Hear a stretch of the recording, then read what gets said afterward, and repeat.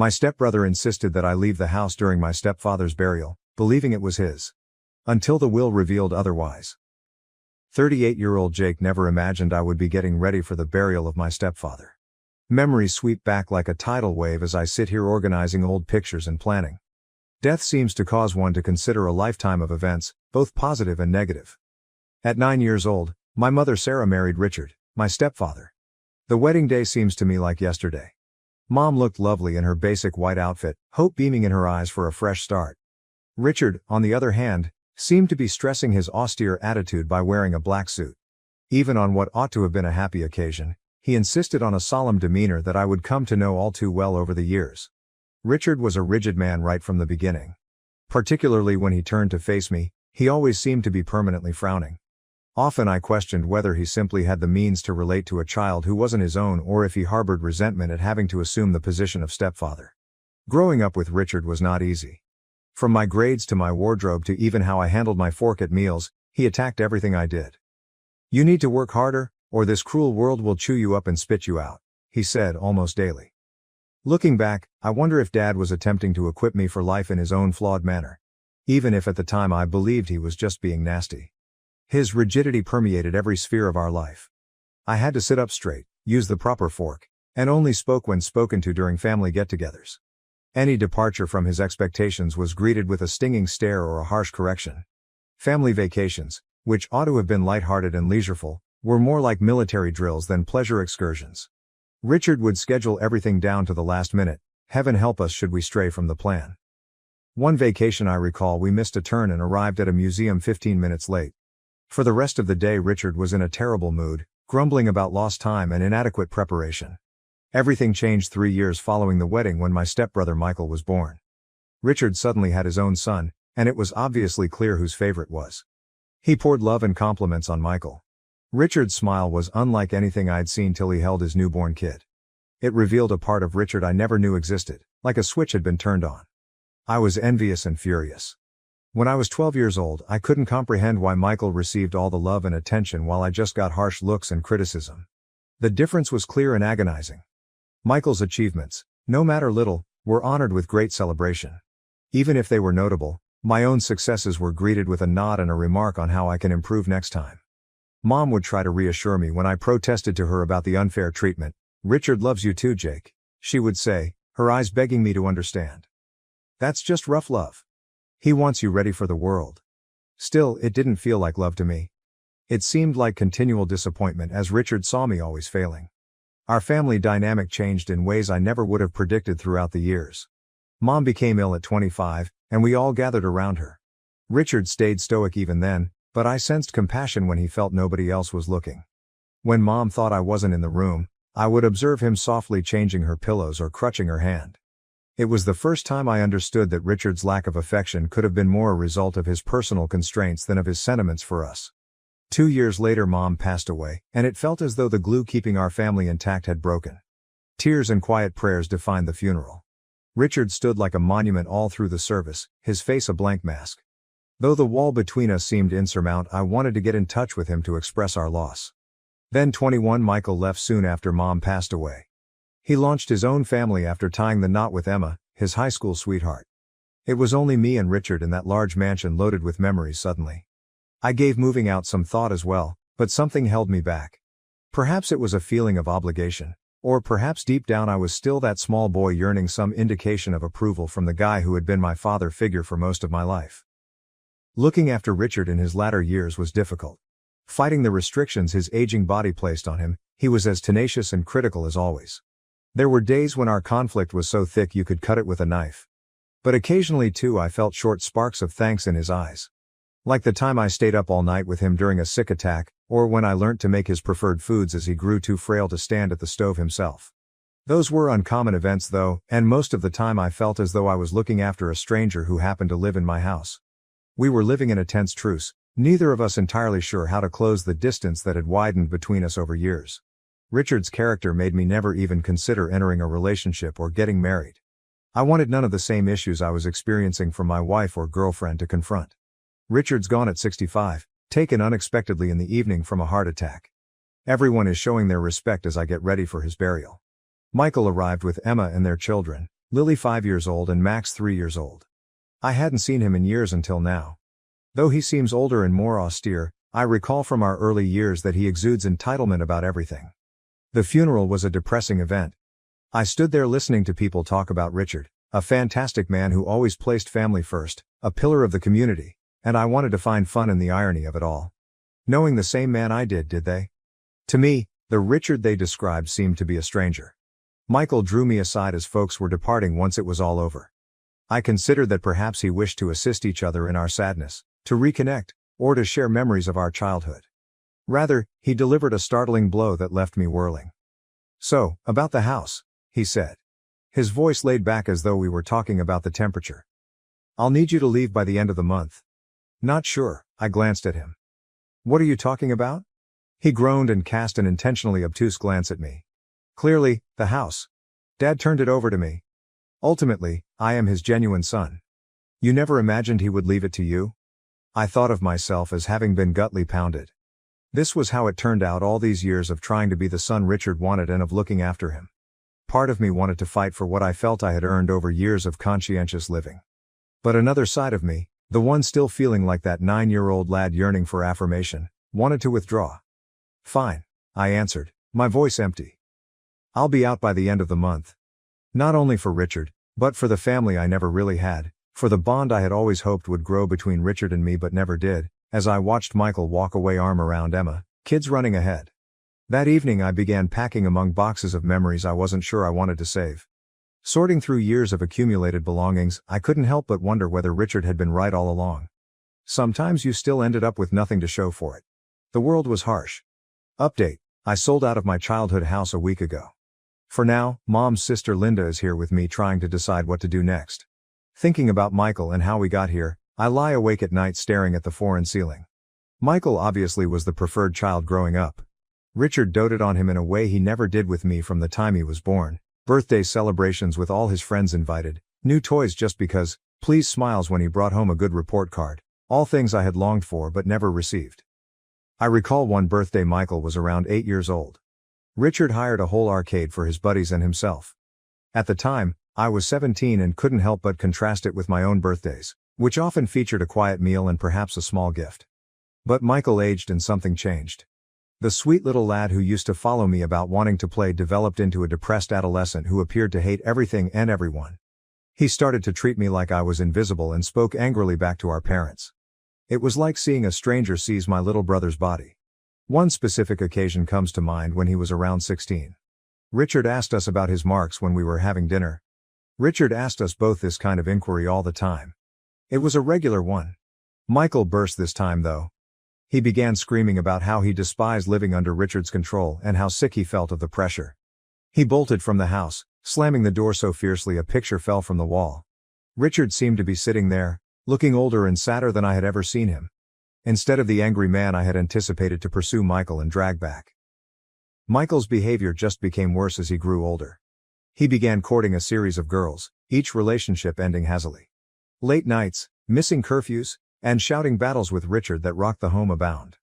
I tried to keep out of it, but the continual stress would inevitably affect me. Michael laughed it off when Richard tried to discuss respect and duty.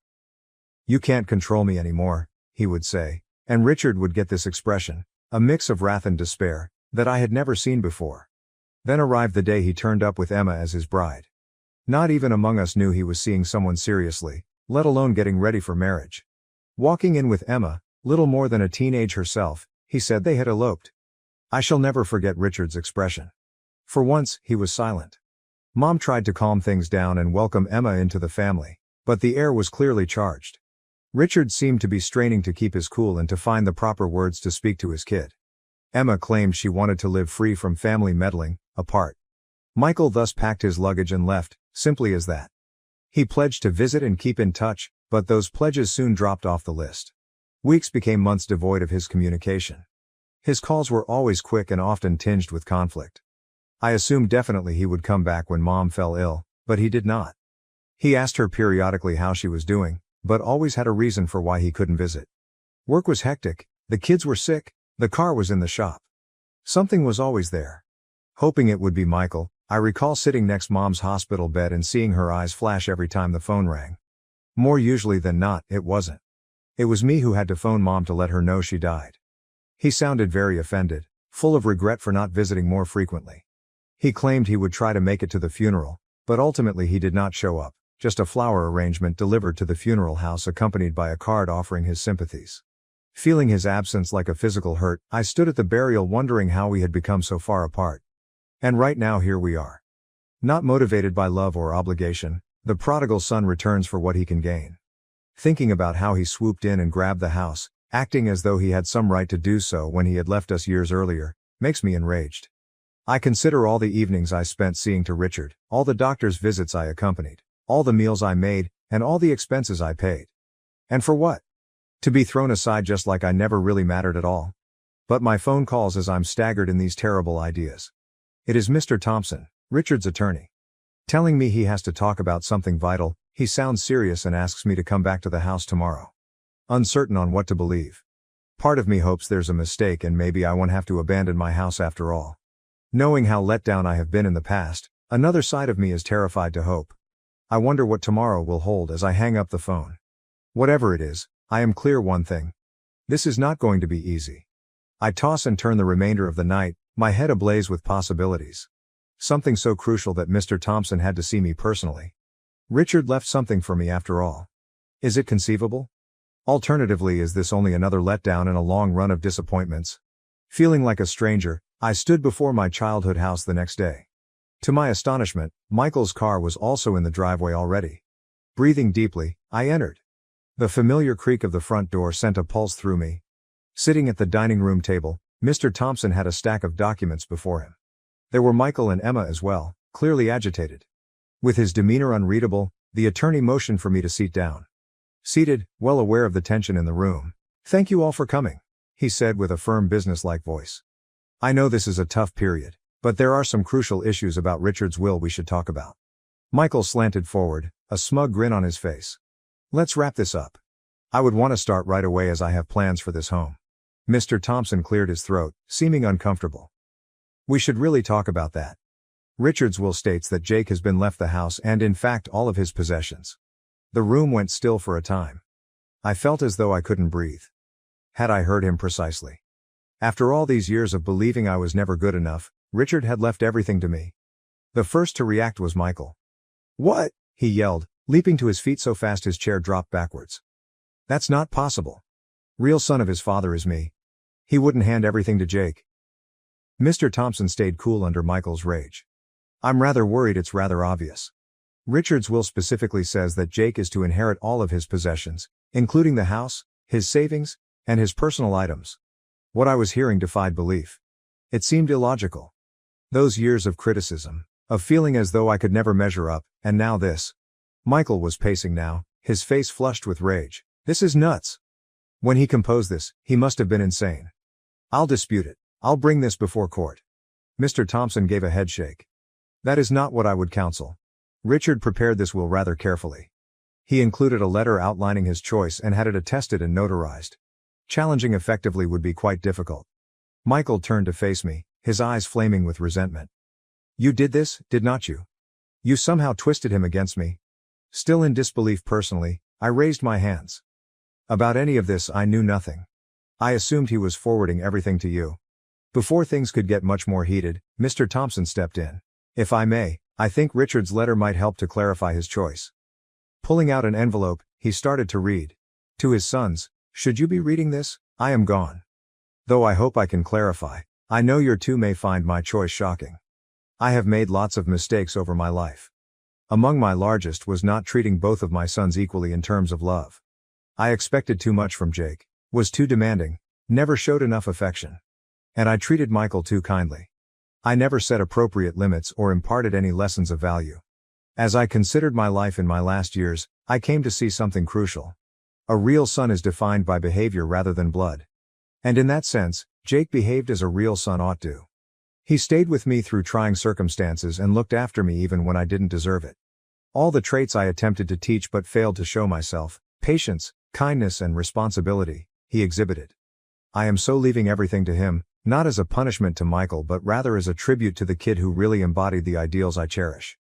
I hope you both have the compassion to see and pardon the errors of an elderly guy."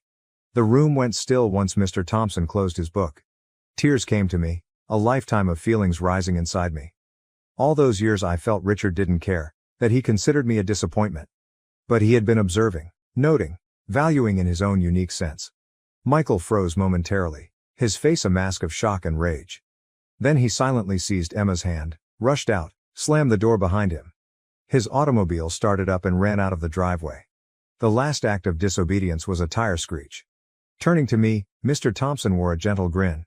"I know this is a lot to absorb, Jake," he continued. "Richard expressed his preferences quite precisely. He wished for you a safe future free from financial concerns." I nodded, still not sure I understood exactly what had transpired. "Thank you," I managed to say. "I need some time to consider all this." Mr. Thompson stopped as he neatly folded his documents. "There is still one more item. Your stepfather left you a personal note as well. You read it in private?" he questioned.